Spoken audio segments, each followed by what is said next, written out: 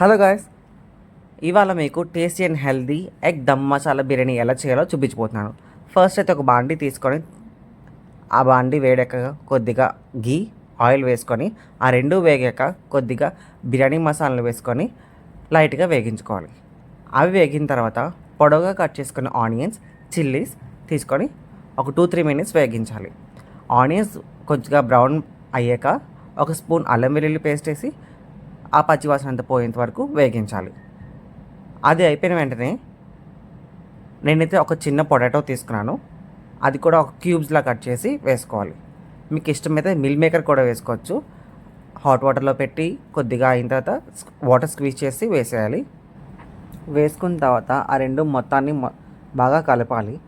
Potato, onions, meal maker, ఆ తర్వాత ఫ్రెష్గా తెంపుకున్న పుదీనా వేసుకొని కలుపుకోవాలి. పుదీనా వేసిన 2 మినిట్స్కి కొత్తిమీర కూడా కొంచెం బంచ్ ఆఫ్ కొత్తిమీర కూడా వేసుకొని బాగా కలుపుకోవాలి. ఈ పుదీనా కొత్తిమీర వేస్తేనే మనకి ఫ్లేవర్ చాలా మంచిగా వస్తుంది. ఆ రెండు వేసాక కొద్దిగా సాల్ట్, కారం, biryani masala powder, garam masala, coriander powder, జీరా పౌడర్, ఇవన్నీ స్పైసీ మసాలాస్ అన్నీ వేసుకొని బాగా కలుపుకోవాలి. ఇలా చూపించిన విధంగా మొత్తం అంతా కలుపుకుంటే అదొక గ్రేవీ టైప్లో వస్తుంది. చూసారు కదా. ఇప్పుడే మీరు ఏమైనా మసాలాస్ కానీ సాల్ట్ కానీ యాడ్ చేసుకుంటే చేసుకోవచ్చు. దీంట్లోకి మనం కొద్దిగా కర్డ్ తీసుకుంటాము. కర్డ్ వేస్తేనే మనకు ఆ మసాలా గ్రేవీ చాలా బాగా వస్తుంది.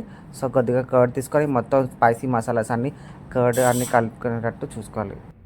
మొత్తం అన్నీ బాగా మిక్స్ అయిన తర్వాత బాయిల్ చేసుకున్న ఎగ్స్ కూడా దాంట్లో వేసుకొని కలుపుకున్న తర్వాత